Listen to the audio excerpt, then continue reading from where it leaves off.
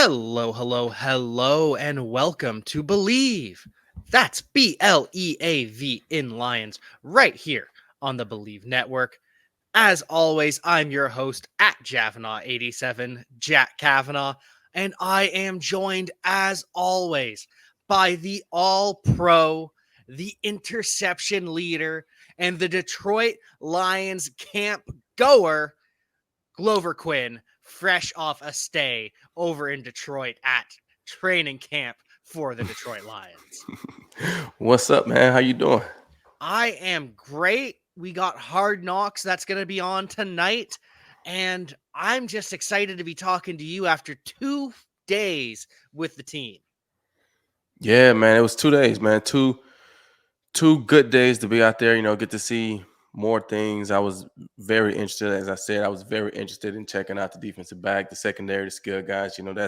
That's my realm. That's what I wanted to be. I wanted to see those guys work. So got a chance to get a good up close look at those guys, and then obviously just being around the building, the atmosphere, being on the practice field, around the guys, the coaches. It was a good time. And it was a big turnover for this roster compared to when you last played for the Detroit Lions. Only 5 teammates of yours still in Detroit. Right. I mean, that's what's so crazy. Yeah. I mean, there is turnover, but man, I was only. I mean, I guess I played my last game there coming up on 4 seasons ago. But I mean, yeah, Tracy Walker, Jarrad Davis came back because he had left, and now he's back. So those are the only two defensive guys, and then offensively, it was three offensive linemen: Taylor Decker, Frank Ragnow, and Dan Skipper. So it was good to see those guys, catch up with those guys, and see them having success. Obviously, being in the league for 4, 5, 6 years, that's a blessing. So it was good to catch up with those guys and see them and meet some of the new guys as well. And what's it like meeting, or sorry, not meeting, but seeing these guys that you played with who were younger at the time, now kind of taking front and center as a leadership role? We talked last week about Tracy Walker, only 27 years old and the veteran in that secondary. Yeah, man, it's kind of crazy, man, because you get a chance to take a step back, right, from being in the building, being around all the guys, and then you're living life or doing whatever it is you're doing, and these guys are steady working, steady growing, getting older, and then you come back, and now this guy that you left, and he was, we call him a pup, a young guy, rookie, and now he's the oldest guy in the room, and then you got Taylor, who is a key member on the team, anchoring the O line, him and Frank. Like those guys were all babies when I was there, and so to see those guys grow into that leadership role, accept that leadership role, and all those guys get paid good money and get to play and anchor that team, anchor that defense and offense, and so it's cool to see some of those guys, still staying with it, being productive, and growing into that leadership role because you can see the qualities when they were young. You can see that they could be those guys, and to see them grow into it, it's actually really cool. And they are all cornerstones signed for at least the next 3 seasons, if my memory serves me right. So, with the rest of the team, though, all of these young guns, these players that you weren't with in your time in Detroit, what was your biggest takeaway from training camp? Um, you know what? I think overall, I was impressed by the energy that those guys had, the the demeanor that they had, the way they went about their business. I mean, Jared Goff, guy made some incredible throws that I saw over the last couple of days. I'm talking, dropping some dimes, and that was good for me to see that because obviously he's a talented guy, but to see him in practice, to see him working, he made some incredible throws. I thought DJ Chark looked phenomenal. He made some incredible catches, but you see different highlights come out of practice or in your social media, and you've been seeing him making diving catches and stuff like that on the internet already. So to go to practice and see him make, nice catches in practice as well, you know what I'm saying? So That was a big thing for me to see as well. The O line today, they looked, they were in full pass today, and they looked great. Those guys are big. I was telling one of the guys, I'm like, man, when you're in the locker room and you're in the game every day, it's different. When you take a step back from it and you've been gone for a little while and you're not around these guys every day, man, it's like everybody's huge. I'm like, Jesus Christ, like where these big dudes come from? You know what I'm saying? Like everybody was huge. I felt like a tiny. I'm like, these guys make me look little in here. You know what I'm saying?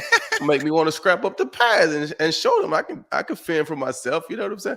But yeah, man, the O line was good. They, short yardage, goal line today, the O line, they really came off the ball strong. They really came off the ball strong. I was really impressed with that. Um, Jamal ran hard, and I told somebody, and I love guys that have fun. You know what I'm saying? I love guys that have fun. But when I was playing and the group of guys that we had, today would have been a fun day because they're doing goal line, and Jamal, he's a fiery guy, right? He's a fiery guy. He's a talker. He's a fun guy, right? So I can't let him score a touchdown because he's just gonna talk way too much. And today was the first time. Today was the absolute first time that I literally felt like, "Where the pads at? Where are the pads? I just want to come out and thud somebody up." Today was the Oh. first day. But yeah, it was fun, man. It was fun. Secondary wise, those guys work hard, man. Those guys are young. And that's one thing that I see. Those guys are young, and there's things about the game that they just have to learn. It's gonna take some time, it's gonna take some repetition. Um, they have the ability. They're just gonna have to go out and put that chip on their shoulder and say, we're gonna go out and do it. Right. We're not gonna just be based off of potential and we can do this. Like, we're gonna go and do it. I'm tired of hearing people saying what we can do. Like, let's go and do it. And that's one of the things that, I talked with a lot of the guys about while I was out there. What I'm saying? Just having that playmaking mentality. Like, you don't just do things in the games. If you don't do it in practice, you're probably not going to do it in the games. And I have a kids that play sports, and I tell them guys all the time, in practice at home, if you don't practice being a dynamic player, you're not going to get in the game and automatically become this dynamic player. You know what I'm saying? Like Coach Caldwell used to tell us, he read all the time and he had these quotes and he would tell us all the phenomenal quotes, like just unbelievable stuff. And one of them that he used to say was, in the heat of battle, you do not rise to the occasion. You sink to the level of your training.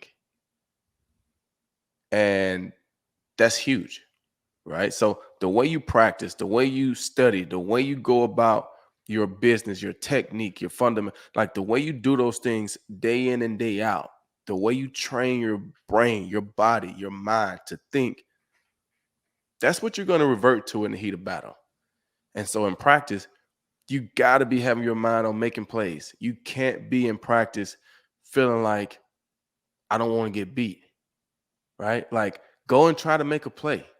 You know what I'm saying? Go and try to make plays, because when you go and make a play, it's going to give that next guy courage that he can go and make a play. And now it becomes contagious. And now we're all out there making plays, right? So I wanted to see more plays made in the secondary, but they have the potential to do it. They just got to do it. And they're young, they're working. And so hopefully they can, continue to work during training camp, have a good preseason, and be ready to go come week 1 against Philly. And it helps, I'm sure, when you're practicing against a player such as DJ Chark, who is at the top of his game right now, as you said, dominating in practice, putting it all on the line. That has to make these guys better, I would imagine. And so, was there anyone that really stood out and could hang with DJ Chark and Josh Reynolds and Amon-Ra St. Brown, or was it still putting the pieces together? Yeah, I mean those guys could hang. I mean, I thought the corners looked good. I mean, it's practice, and so it's different scenarios that go on in practice. And I don't have a script, so I don't know exactly what they're doing and what everybody's responsibility is supposed to be. But there's a couple of things that were just young, what I'm Mm, saying? Not a physical thing, not a just young. And it's just like young mistakes. And you see them and having that older guy, that veteran guy that is like, hey man, this is what we need to do. Like this, like seeing it from that different, you know, perspective, that different, this is how we should do this because I've been in this situation many, many, many, many, many, many times. And so this is what I'm expecting when they come out in this formation and they line up like this right here. We know this is what they're trying to do. We need to communicate pre-snap. You know what I'm saying? That's one of the biggest things in playing defensive football. You have to communicate pre-snap. You have to be able to look at the offense, see the guys. First of all, you got to understand who's in the game. That's going to tell you a lot. Who's in the game? If they only got fast wide receivers in the game, little fast guys, they probably not trying to run the ball because those guys probably can't block. Ding, ding, ding, right? Like who's in the game, right? Where are they lining up? Are they tight? Are they wide? Are they stacked? Are they trips? Like what's the formation? What can they possibly do? All right. Who's the quarterback? What does he like to do? Who's the running back? Okay, they got the pass back in. They got the runner in. Like you get so many clues before the snap just by paying attention to who's in the game and how they lining up.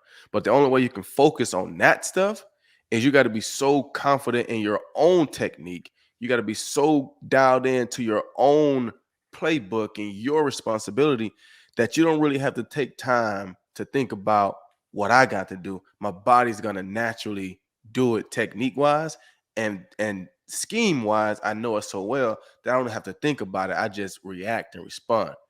And I can take that focus and focus in on those guys. Because if I'm sitting here like, hey man, what we got? What we got in this play? Okay, it's cover 3. Well, the offense that came out and I'd have missed the clue that they snuck in the fast guy and they got him over here. And next thing you know, they taking us up top. And we're like, oh, we knew every time they put him in the game, he was going deep. Yeah, but we missed it because we didn't understand, that we didn't pay attention. So that's just young. That's all. That's mm. not a skill. That's just being young and learning those things. And so I think, between Amani and Jeff and Will, like those guys are great size corners. Tracy, Deshaun, the safeties. Those guys look good, man. Those guys, they got the physical approach, the mental side of the game, understanding the game, learning the game at a extremely high level is going to help allow those guys talent to take over. And that's exciting to hear because you can always get more experience. You can always get more reps. I imagine the preseason will help for some of these guys that do play in the preseason. And would it help having a veteran safety slash nickelback in there? One that played for the Lions back in 2018, Glover Quin strapping on the pads. Oh man, would it help? I mean, obviously it would help. Just having somebody outside of the coach, right? Coach Aubrey was great. AG is great. All those guys are great. But would it help to have a? Yes, it most definitely would. Is that possible at this moment? Probably not. But would it help?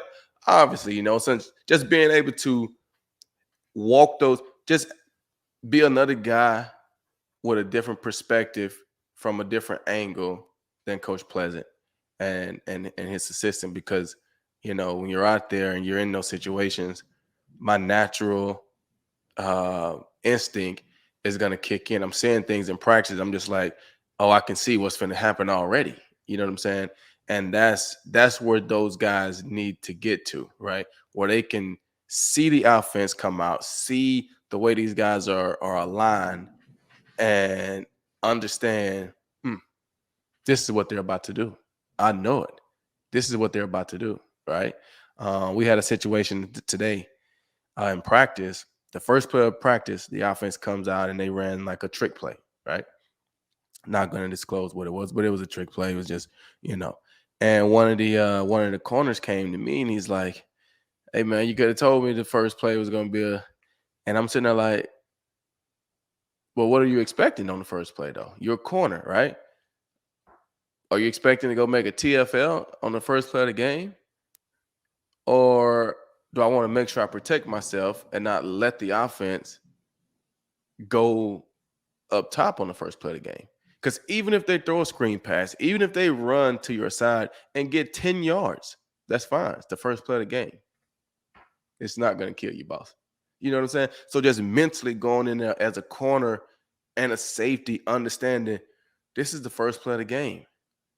They've had all week to prepare something or plan something, or, you know what I'm saying, catch us by surprise, right? I used to always tell people, the best way to get me on a trick play is to do it the first time, right? They tell, hey, they ran a slant. They kept running these slants. So at some point, they're going to run the slant and go. Well, you got to beat me on the slant and go the first time. Because once you start running the slants, now I already know that you're setting me up for the slant and go, right? So you got to expect certain things like that the first play of the game. Like I say, first plays coming out of a timeout, right? They've been on the side. I mean, the first play of a series, right? They've been on the sideline for 4 or 5 minutes, right? Now they know, hey, this first play, we're going to hustle to the ball and we're doing this right here, because that's when they can do stuff like that, right? You look at the Super Bowl when the Saints beat Indy, right? First play out after the half, right? Surprise onside kick, boom, right? Because we've had all halftime to talk about it, right? Because sometimes when you have to talk about it, like if you come out and you line up in something and then you call a timeout, now we like, all right, antennas up. Like, hey, hold on, they might be doing something. They just put another guy in. They took, you see what I'm saying? But if you just Mhm. come out of the half or the opening play of a game and do this, you can catch them sometimes. So you have to understand that as a defensive player. You have to understand it as a player and be on guard. You know what I'm saying? As a defensive guy, as a defensive back, you have to protect the deep play, especially the first play of the game. As a linebacker, though, you may attack, right? Because if you guess wrong, hey, you got some guys that behind you that at least can get the guy down, right? So I might be a very aggressive player in the first play of the game. I remember when I played in Houston, Brian Cushing used to just blitz right up the A gap the first play of every game, just take off, whether it was called or not. It got to the point where Wade Phillips started to just make the call. Now, like, hey, we're gonna call this play, because he was gonna do it the first play of the game every time. Just blitz right up the A gap and go sack the quarterback or hit the running back or do something. Because the first play of the game, they're either gonna run it or they're gonna play action. Very rarely are they dropping back. You know what I'm saying? They're either gonna run it or they're gonna pass it. And so he would just take off, man. So you have to get to a point where you feel comfortable doing those things, making plays, but then also understanding as a secondary, be smart. Play the game, be smart. The plays will happen. If you try to go and force plays, that's when you're gonna get beat. Be smart, play your role, understand what they're trying to do, and the plays will happen. And that's exciting to hear with this young group. And I hope that they took away a little bit of the wisdom that you've shared with us. I imagine it imparted itself on the field. And I want to know about one player in particular, Ifeatu Melifonwu, converting from corner to safety, something that you did back when you went from Houston to Detroit. What did you see in that regard, in that transition to safety Well, for me or for him? for him? Well, I think he. think something happened at the scrimmage on Saturday, so I didn't get to see Oh. him. He was out these couple of days. But I just would talk about like me personally, just seeing him today and yesterday, just walking around. It's hard for me to envision him as a corner. Hmm. He's a big guy. I mean, like I'm talking 6'2", like look 220 look like. He's a big looking guy. You know what I'm saying? So it's hard for me to even imagine him as a corner. I would have I would have never looked at him and said, "Oh yeah, he was a corner last year or 2 years ago or ever." You know what I'm saying? Now he's a safety. But he got good size. And if he has the ability to play corner, you know that's only going to benefit the whole team because now a guy that size and with the ability to play corner, you can use him in so many ways, especially if he can play on the inside. And he should be able to play on the inside if he understands how to be a safety, right? So now you got bigger guys in run defense. You got guys that can cover, because a lot of times those little slot guys, they're not very big. So yeah, they may be quicker than him, but if he can be physical with those guys, slow those guys down, he could dominate in that slot area, or move back to a safety. Tracy move, like you can do some things with a guy of that size, with the ability to play corner and safety, right? So if he's converting from corner, that means his whole life he's been playing corner for the most part. So he understands how to play a corner at his size and his ability. And now he's converting to safety.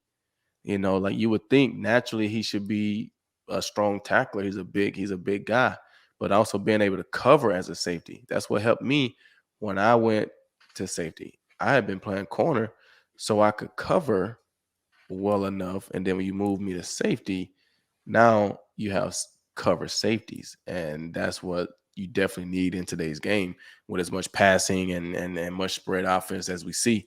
Having a safety that can cover is huge. So I think a guy like him, if he can stay healthy, those guys can stay healthy. He could definitely, carve out a key role in the secondary. And it was funny last year because he was a corner, but there were times they'd have him mugging the A gap inside, head up on the center. Just a true unicorn Right. I in mean, terms of the position. he's a huge guy. Like I said, I would have never guessed that he played corner. If I No. just had to take a guess, I would never guessed it. Right. So I mean, to have a corner that you can mug up in the A gap, you can press him up on the outside, you can put him in it. Like he's a very valuable guy. You know what I'm saying? So he needs to, continue to work at it. They'll develop him, the right way. And I mean, he could be a special player if that's what he wants to be. And I'm sure he's being tested pretty heavily, along with the rest of the safeties too, by TJ Hockenson over the middle at the tight end position. Yeah, TJ looked good. TJ looked good. He had a nice catch today, practice. Um, he looked good. You know what I'm saying? He's a good size tight end. Good hands. Works hard. I think, with like with most guys, the biggest thing is staying healthy. You know what I'm saying? You just can't consistently perform at your highest level if you're not healthy. You know what I'm saying? You're dealing with injuries. It's just tough. And so hopefully those guys can stay healthy, and TJ can go out and play and be, that tight end that they drafted him to be. And he's been playing well, these last few years. So every year you're trying to take it to the next level. You're trying to do something better year in and year out. We always say you're either getting better or you're getting worse. There is no in between. There is no in between. You're either getting better or you're getting worse. And what that means is if you come back this year and you are the same as you were last year, in the grand scheme of things, you got worse, because you have to assume that all the other players got better. So if you stay at the same level and they got better, then they're going to be better than you. So if they're better than you, then you got worse. You either getting better or you're getting worse. There is no in between. There is no staying the same. There isn't. This is a fluid movement. You either getting better or you're getting worse. And that's just from the teammates that you already have, because they're also drafting people to replace you as soon as you slip up. So you can't let off the gas, something that you've talked about consistently, that even if you're the starter, you're the locked in starter, Right. you have to train with that chip on your shoulder, because you could lose your job at any time. No Right. job is safe. Right. And that's, you know, I'm a player, man, and I love the players. I'm on the player side 100%. And so I love when I see the players working to be that guy. You know what I'm saying? And having that chip on your shoulder. There's nothing wrong with having some passion and some.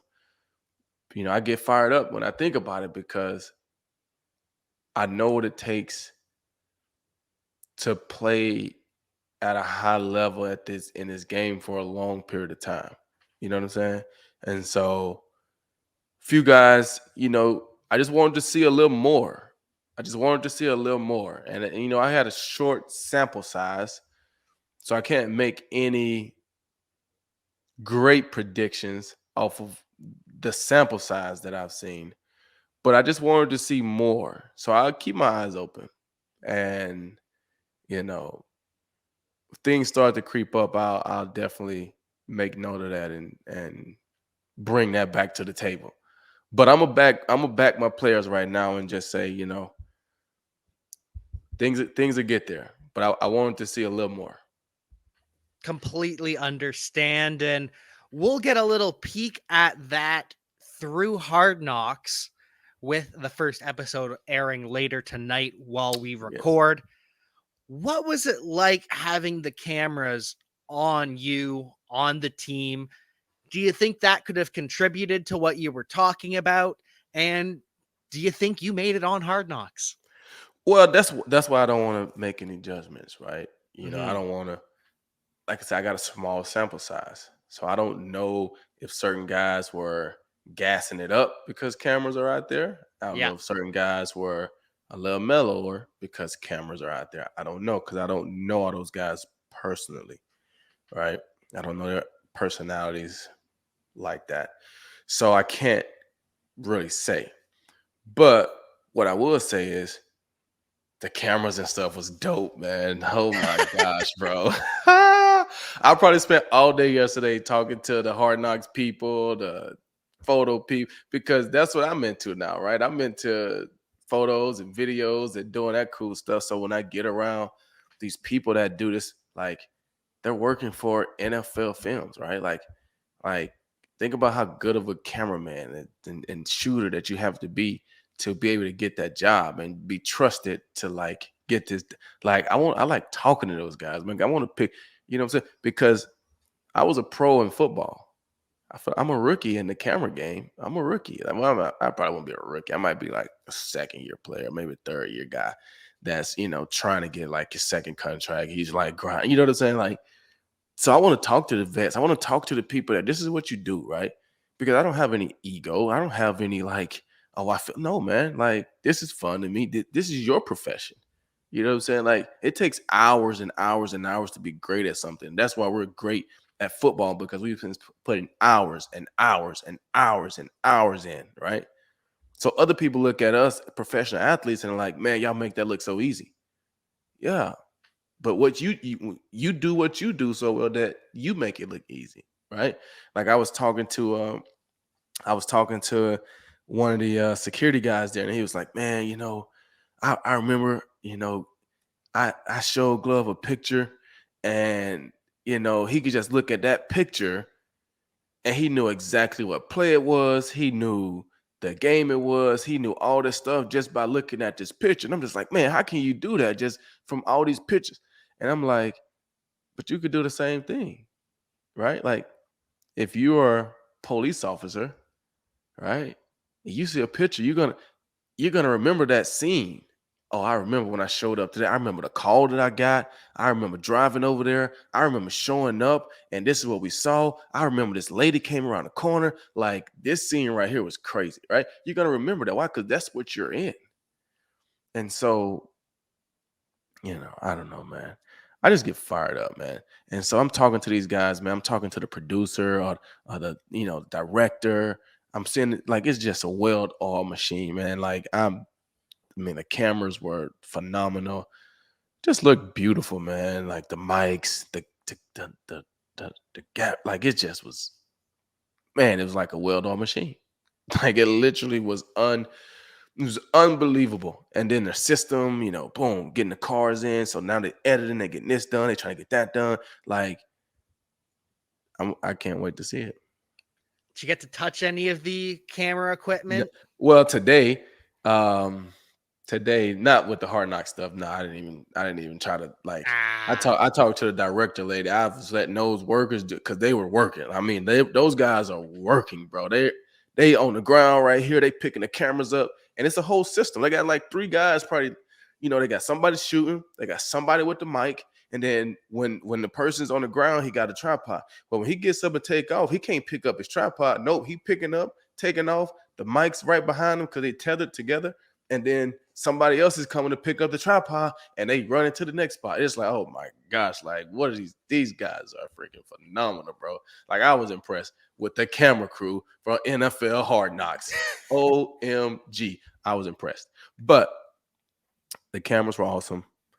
I don't know if I got on Hard Knocks because I was just there yesterday, so I'm sure that the episode that's for tonight was already shot and from the earlier weeks. Maybe I get on there next week. I don't know. But it was a good time. It was a good time. It was fun. I had fun talking with the photo guy from the lines, man. The guy that takes the photos that you see on the internet. You know what I'm saying? Like just talking to them and getting to pick their brain about what they do and how they do it and why they do it, what drives them, what makes them get up every morning and want to go and take another photo and another photo and another photo. Like what drives you to just do that? Is it just because you can say you're a line photographer? Or do you really feel something deep down inside that I love to do this? And after talking to Jeff, he loves to do it. He loves to do it. and you can always tell when someone loves their job because the quality just turns out that much better, and the quality from the lines photography is absolutely phenomenal. Always has been, and I think it's going to continue to be like that for quite a while. Oh yeah, I Bleav so. They got a good system going over there, man. I will say they're trying to do the right things. And the one thing I kept saying, when I was there to a lot of the people, you guys got the environment, right? You guys have the atmosphere. You guys have the excitement. You got to win games. You got to win games. You got to do what you got to do to win games. And when you do that, everything else is just going to magnify. The excitement is going to get higher. The building atmosphere is going to be better. The practice atmosphere is going to be better. Guys are going to be excited. Like, you got to win games. But you can't win game 5 without winning game 1. So right now, everybody's focus should be on getting better every single day, getting ready for these preseason games. And when it's time to get ready for Philly, you lock in on Philly. And that's going to be a good game. I might go back out to Detroit for that game. I might. Ooh. I might. I might. I might. I might. I might. Hey, man. Detroit was good to me, man. Like, that was probably one of the best decisions that I made in my whole entire life. Right. And I can go back and look at a lot of decisions that I made. And the one thing that would stick out is how they say you got to get out of your comfort zone. If you live in your comfort zone, you're not going to grow as much. Right. So, not being afraid to get out of the comfort zone. Growing up in summer Mississippi and going 18 hours to go to college, like I'm leaving my comfort zone, right? Like leaving the city of Houston at that time and going to Detroit, it's like I'm leaving my comfort zone, right? But God prepared me for that. Like he knew that Detroit was where I needed to be, and that's why my time was good there. Oh man, what happened? Camera cut out.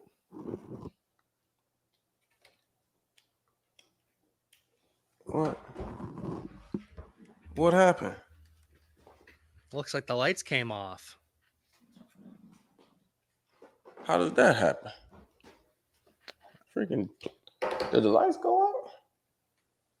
It's been thunder and lightning like crazy. What happened? Man. I can still hear you. Oh. Just can't see ya. Let me see if I can fix that. I don't understand how that happens though. Just being honest.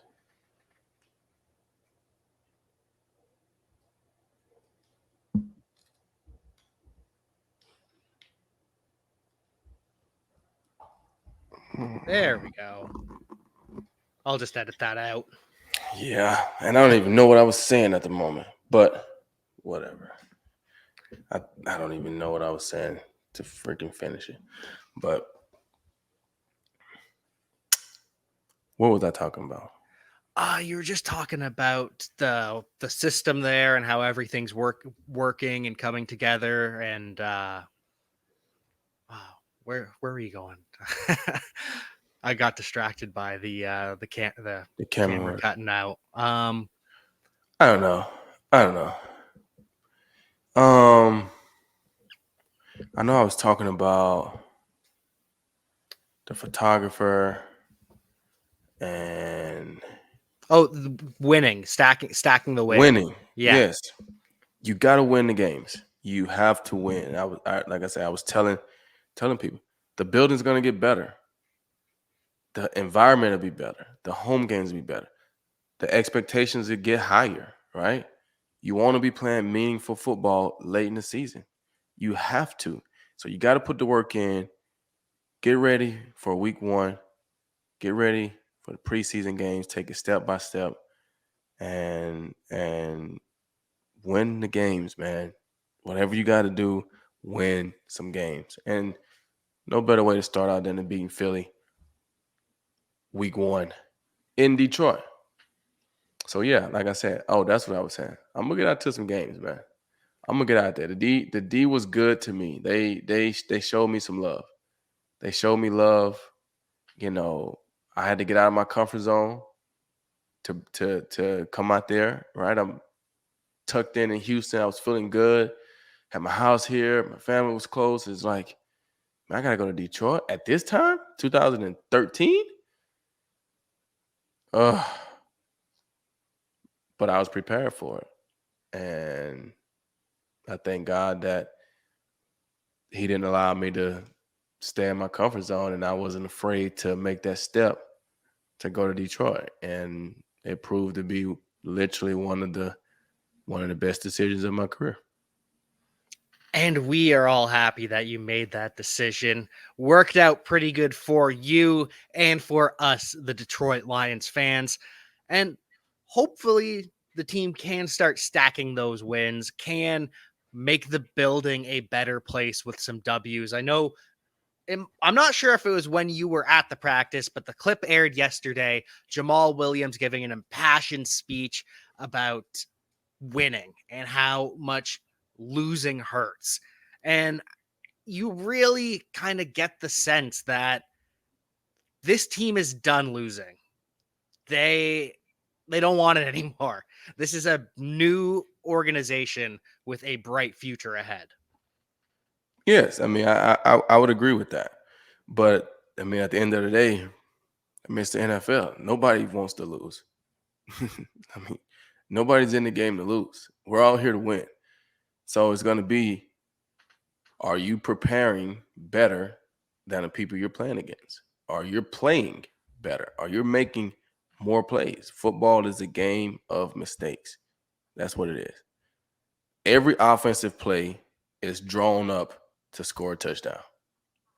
Every defensive play is drawn up to stop you in your tracks.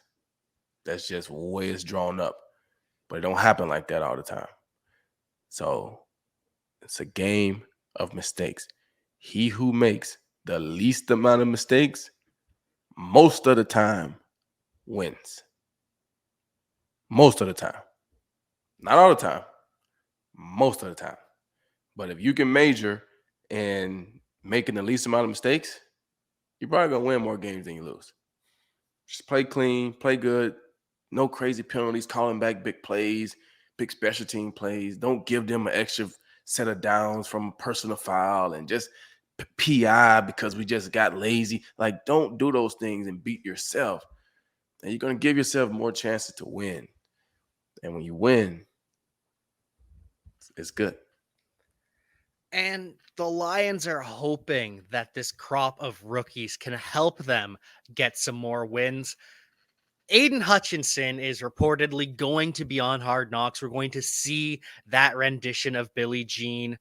But what did you see from the Lions' first round pick, second overall? I mean, I saw a great sized kid that looks like a football player. Not gonna lie, looks like a football player. I'm not gonna sit here and make it seem like I was over there watching the D line and the O line drills. No, I was not. I was with the defensive backs the entire time. Um, but from what I saw, hard working guy, plays hard, plays with a motor. Um, looks like a football player. Looks like he loves the game of football. And that's what you want to see. A guy that has the size, the physical ability, but he also loves the game and he wants to work at it. When you have those things, you have the potential to be great. But notice I keep saying potential. You have to go out and do it. And if he do it at this level like he did in college, the Lions are going to be super excited about the pick that they made. And, the city is going to be super excited about what he's doing on the field. And he's going to be super excited because he's going to be, putting himself in a category to be, Pro Bowl, All-Pro, Defensive Player of the Year type player. And I think Detroit Lions fans are going to be really excited to hear that. The Lions are looking to build on their pass rush. They re-signed Charles Harris.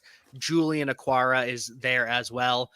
Did you see Romeo Okwara at all while he's rehabbing from that Achilles, or is he inside for most of the time? Well, I saw him yesterday. I didn't see him out on the practice field, but I saw him yesterday. Talk with him because Romeo likes photography as well. So we chopped it up a little bit, and I played with Romeo. Back when I was playing. So it was good to see Romeo, but I didn't see him on the field. And that's what I expected because I know every team rehabs differently. Still a couple players from the Lions that are sitting out on the PUP or the non-football injury list, but relatively healthy. And we all know that is one of the keys to any team's success. You see every year, the Baltimore Ravens went from the first seed in the AFC to missing the playoffs after a rash of injuries. It can happen to anyone, no matter how strong the division looks, no matter how strong the conference looks. And that's why I'm excited for the Detroit Lions because there are so many winnable games on this schedule. No question. I mean, I think we went through it, and hey, that was on paper. That's what it looks like. You got to play the game, but if those guys can stay healthy, get Jameson Williams back,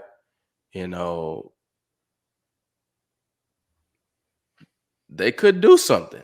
They literally could. I know people don't think so because of the 3 wins last year, but every year is a different year. Every year is a different year. So don't be surprised. They could do it. Jarrad Goff is a Super Bowl making quarterback. The offensive line is full of talent, and they're finally going to be able to play together after this starting five didn't play a down together in 2021. Building that chemistry can only do good things for the team, for the unit, and for the city of Detroit. Yeah, I mean, the O line, those guys they look phenomenal. Like I'm excited to see the O line in during the season. Those guys, I mean, Taylor is obviously, huge. Frank phenomenal, Sewell, like those guys are big, bruising, brawling guys, man. So I'm excited about the O line. I think that's a key piece to the puzzle. You know what I'm saying? If you can run the ball consistently, that opens up a lot of things in the pass game. That opens up things in the play action game for Jarrad and those wide receivers to be able to get downfield and get open. And the O line, those balls are good. Going to be opening some holes for DeAndre Swift, No I question. imagine. No question. No question. No question. And how was Swift? Did you get to see him while you were there as well? Um, I don't even know. I don't even remember. I didn't see him off the field and talk to him or anything.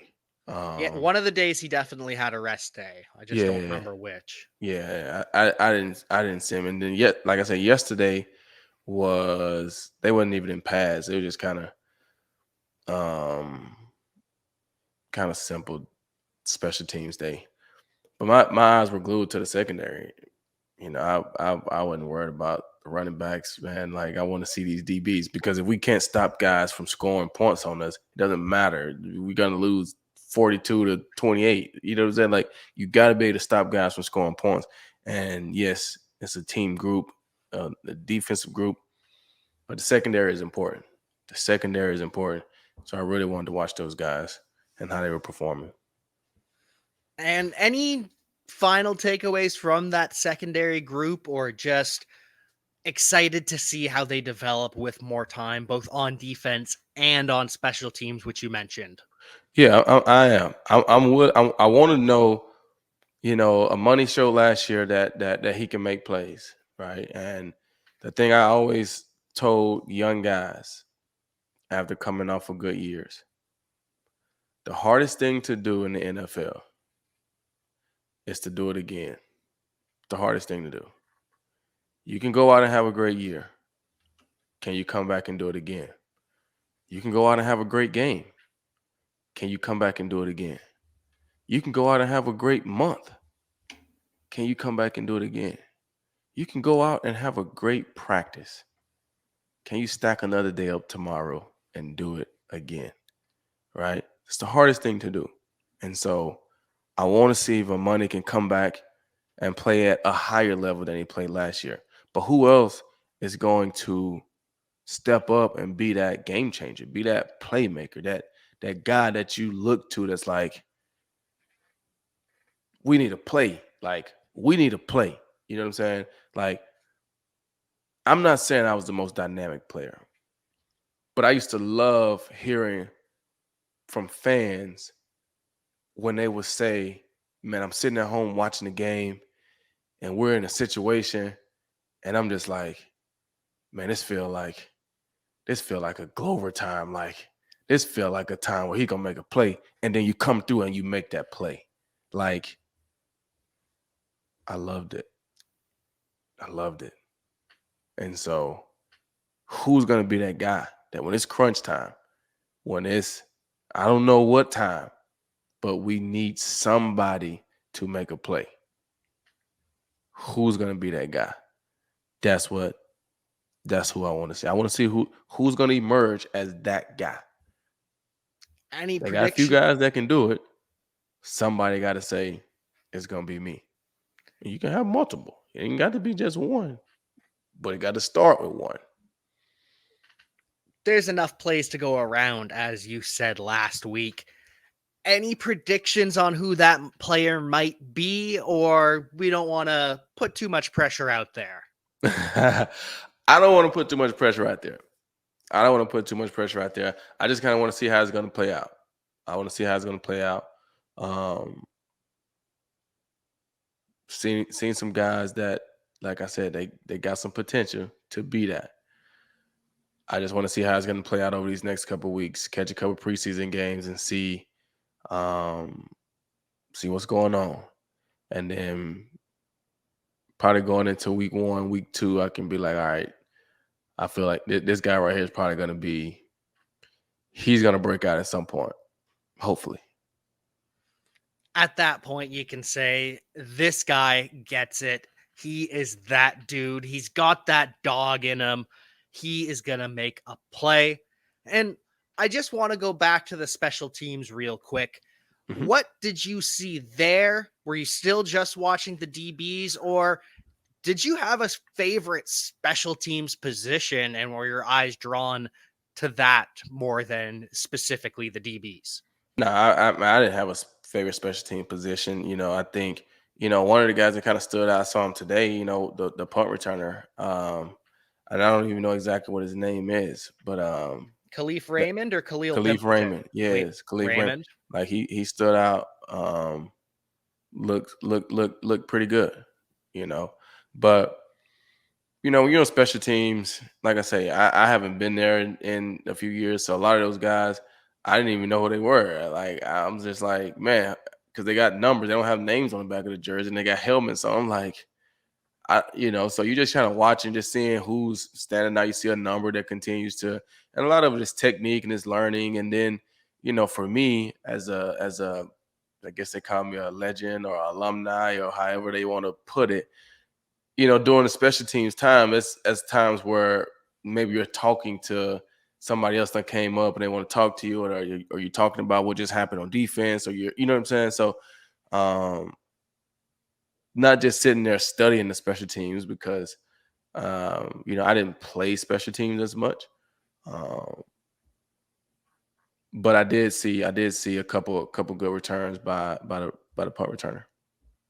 Good to hear, because those special teams, really the most underrated phase of the game in football. You can't be making mistakes there.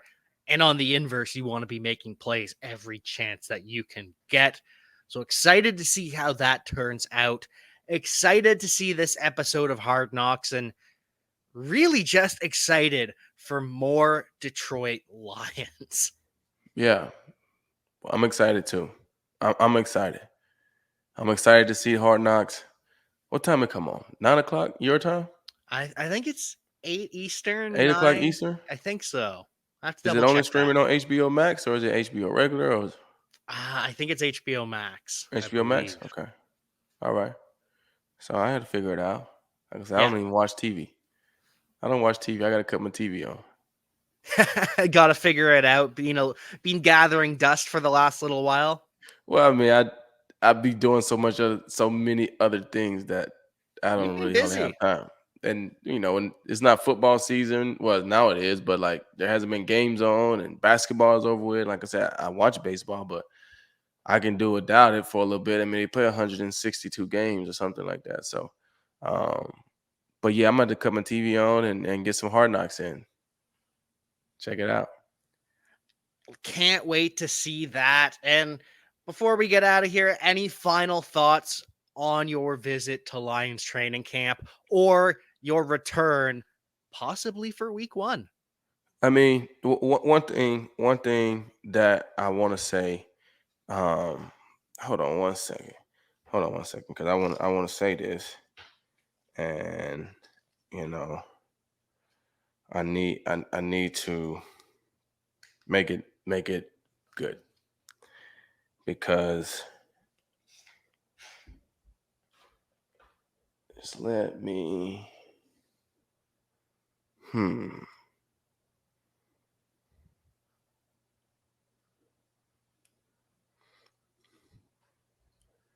Let me. Here we go. I know I'm making your job difficult. with more editing, That's all right. but I it's think it's okay. going to be worth it. Um, I want to say I really want to say thank you to the Detroit Lions for the love that they showed me over these last couple of days, and everybody in the building, from the cafeteria staff to the training room staff to the weight room to the equipment guys to the social media people. So many times we don't give enough credit to the people that allow us to go out and perform. All the people that are working behind the scenes to make sure that you can perform at your highest level. When you're sleeping, they're working to make sure that you can perform at your highest level. And I just want to thank those guys for bringing me out, and the hospitality that they showed me. I think we got to get more alumni to come back.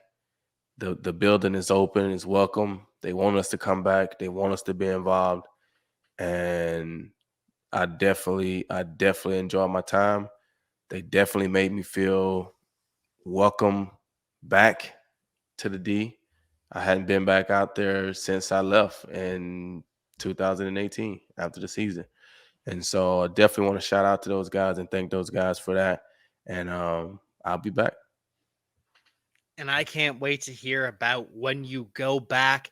So happy to hear how well you were treated, because I know a lot of players, a lot of fans have wanted to see the alumni more involved with the team, get a little more recognition. So I hope that this is a pattern that continues and we start seeing all sorts of players involved in the Detroit Lions. I mean, that's what you want, right? And like I say, a lot of that comes up from winning, right? When you're winning and the excitement is good, the players want to come back, they want to be at the games, you know, they want to do those things. And so I'm excited. I'm excited for the Lions. I'm excited for the season.